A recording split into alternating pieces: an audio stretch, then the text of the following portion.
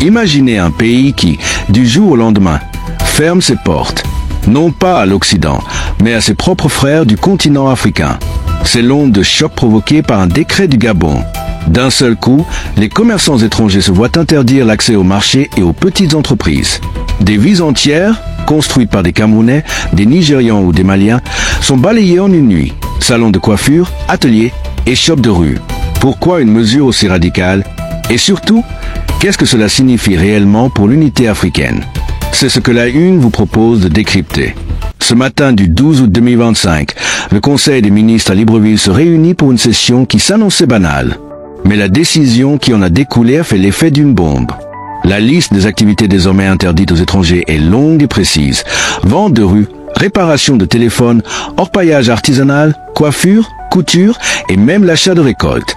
Tous ces métiers qui assuraient une vie à des milliers de non-nationaux sont désormais réservés aux Gabonais. Le message du gouvernement était limpide. L'économie informelle gabonaise doit être entièrement revue au profit des citoyens. Cette annonce n'est pas arrivée de nulle part. Des tensions couvaient depuis des semaines. À Lambaréné, on a vu des protestations éclater après que des commerçants locaux aient accusé les autorités de favoriser des femmes d'Afrique de l'Ouest dans les nouveaux marchés. Comment peut-on être des étrangers dans notre propre ville? S'était exclamé un leader de la contestation. La frustration était à son comble.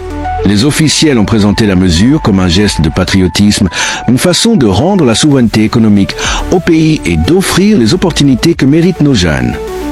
Ils ont promis d'aider les entrepreneurs locaux avec des crédits et des formations, assurant que le vide laissé serait comblé par une véritable renaissance du commerce national. Un coup de projecteur sur une crise. Mais sur le terrain, la réalité est plus sombre. Au marché de Montbouet, l'un des plus vastes d'Afrique centrale, l'atmosphère était électrique. Les boutiques des étrangers étaient fermées, plongées dans l'incertitude. Des commerçants nigérians, qui avaient investi toute leur vie au Gabon, étaient désemparés. Les couturiers maliens, dont le savoir-faire est si réputé, ne craignaient pas seulement de perdre leur commerce, mais aussi leur logement, souvent situé derrière leur atelier. Sur les réseaux sociaux, le débat a fait rage. Les jeunes Gabonais ont célébré cette décision comme une victoire sur Facebook et X, voyant enfin leur gouvernement prendre leur défense. Mais des voix critiques ont mis en garde contre une montée de la xénophobie et une dégradation des relations avec les pays voisins. Les hashtags comme hashtag gabonisation ont fait le tour de la région, devenant un cri de ralliement pour certains et un avertissement pour d'autres. La communauté internationale a également levé les yeux. Des associations de la diaspora nigériane ont demandé à leur gouvernement de protester. La peur se répand. Si le Gabon peut faire cela, qu'il empêchera d'autres nations de suivre le mouvement, mettant en péril des décennies de progrès vers la libre circulation sur le continent? Le gouvernement, de son côté, maintient sa position. Ce n'est pas une mesure anti-africaine, mais pro-gabonais. Les raisons d'une décision drastique. Ce décret n'est pas le fruit du hasard, il est l'aboutissement de tensions profondes. Il y a d'abord la jeunesse gabonaise, qui représente plus de 60% de la population et qui vit dans une grande précarité. Les emplois sont rares et ceux de l'économie informelle sont souvent occupés par des étrangers. La colère a explosé après le coup d'État de l'année dernière, lorsque le président Brice Oligui Nguema a promis des réformes et des opportunités sans résultat concret. La patience est épuisée. Le gouvernement avait besoin d'un geste fort, d'un symbole pour prouver qu'il se battait pour les Gabonais. L'incident de Lambaréné, où les habitants ont accusé les autorités de favoriser les étrangers dans un nouveau marché, a été l'étincelle qui a tout allumé. Le décret du 12 août n'est pas une simple correction économique. C'est un extincteur politique destiné à éteindre un dangereux incendie de ressentiment. Il y a aussi une dimension régionale à prendre en compte. Les marchés gabonais sont intimement liés au réseau migratoire d'Afrique de l'Ouest. Les Nigérians excellents dans la vente d'électronique, les Maliens dans la couture et les Camerounais dans le commerce alimentaire. Cette forte visibilité en fait des cibles faciles pour un discours nationaliste. Quand l'économie souffre, il est aisé pour un politique de désigner les étrangers comme responsables et de s'attirer les applaudissements en agissant. Le calendrier est aussi important. La Tanzanie a adopté une loi similaire en juillet 2025, créant un précédent. Libreville, face à sa propre crise de confiance, a suivi le mois suivant. Le Gabon a ainsi envoyé un message clair. Il n'a pas peur de s'écarter de l'idée d'une intégration continentale si la politique intérieure l'exige. Enfin, c'est aussi une question de légitimité. Pour un leader comme Brice Oligui Nguema, arrivé au pouvoir par un coup d'État, il est crucial de se montrer fort et décisif. Cette mesure lui a permis de s'afficher comme le défenseur de la souveraineté gabonaise, un homme qui ose mettre les intérêts de sa nation avant tout. Il s'agit donc moins d'économie que de pouvoir. Mais pourquoi une telle rapidité et une telle sévérité? Les gouvernements procèdent souvent par étapes, consultent et font des transitions en douceur. Le Gabon a agi d'un seul coup. Cette urgence suggère que le gouvernement craignait qu'un retard ne déclenche une révolte qu'il ne pourrait pas contrôler. C'est peut-être moins une politique économique qu'une tactique de survie. La politique au cœur du sujet. Lorsque le gouvernement gabonais a banni les commerçants étrangers, il a invoqué des raisons économiques. Mais derrière ces justifications se cache une réalité bien plus pressante, la survie politique du régime. Les gouvernements nés de coups d'État naviguent entre légitimité et méfiance. Le moindre acte devient une démonstration de force. Ce décret a été un coup de théâtre politique pour consolider le pouvoir. Arrivé en 2023, le président Oligui Nguema a eu 2 ans pour s'imposer, mais l'enthousiasme initial a laissé place aux attentes non satisfaites. Les infrastructures restent fragiles, le chômage est élevé et la corruption persiste. Le gouvernement avait un besoin urgent de victoire visible. Le bannissement des commerçants étrangers a servi ce but. En ciblant des outsiders, le régime se positionnait comme un protecteur, prêt à tracer une ligne claire entre nous et eux. Le blâme pour les difficultés économiques a été détourné du gouvernement pour être dirigé vers la compétition déloyale des étrangers.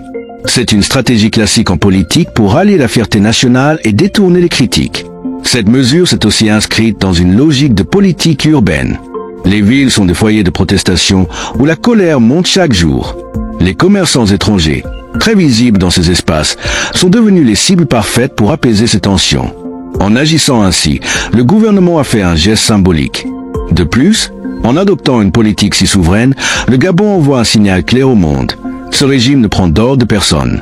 Un message destiné à l'international, mais aussi à sa propre population. Nous ne sommes pas que les gestionnaires de l'État. Nous sommes les défenseurs de la dignité gabonaise. La démarche est risquée. Le fait de se mettre à dos des voisins comme le Nigeria et le Cameroun pourrait créer de nouvelles crises diplomatiques. Mais même cela peut être vu comme une force, une preuve que le Gabon se dresse contre les pressions extérieures. Le fait que la décision ait été prise sans aucune consultation, agissant d'un seul coup, n'est pas une erreur, mais un choix. Pour un régime qui veut montrer sa puissance, la force est plus importante que le consensus. Un séisme régional. Le décret du Gabon a eu l'effet d'un tremblement de terre bien au-delà de ses frontières. La politique, conçue comme une démonstration de souveraineté, a révélé à quel point le Gabon est imbriqué dans sa région. Les premiers à sentir l'onde de choc ont été les Camerounais qui traversent la frontière poreuse pour vendre leurs produits. Leurs marchés, qui regorgent de textiles et de fruits, sont maintenant menacés.